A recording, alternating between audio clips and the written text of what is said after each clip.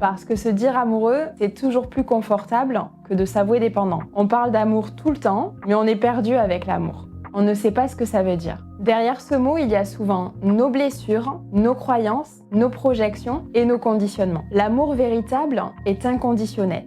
Il n'attend rien, il n'impose rien. Mais enfant, on a appris l'inverse. L'amour était souvent conditionné. Si tu fais ci, c'est bien. Si tu fais ça, c'est mal. Résultat, dans notre tête d'enfant, si je me comporte comme ci, on m'aime. Si je me comporte comme ça, on ne m'aime pas. Donc on pense que l'amour dépend de la manière dont on se comporte. Sous-entendu, on se croit insuffisant. Donc on va aller chercher de l'amour qui n'en est pas, mais une reconnaissance à l'extérieur. On croit devoir le mériter, donc on ne s'aime pas pour ce qu'on est. C'est ce manque d'amour de toi qui crée de la dépendance à l'autre. Le problème, c'est que si l'autre s'en va, c'est le vide.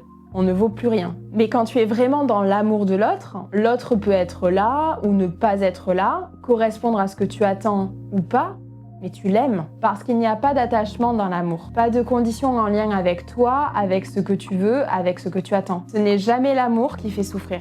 C'est la blessure. La vie est faite pour guérir ces blessures en lien avec l'amour. Et plus tu guéris, plus tu apprends à aimer ce que tu es. Et moins tu as besoin de l'autre, plus tu deviens capable de l'aimer vraiment pour ce qu'il est. C'est un chemin de conscience. Quand tu guéris, l'autre peut devenir ta cerise sur le gâteau. Et tu deviens libre dans l'amour.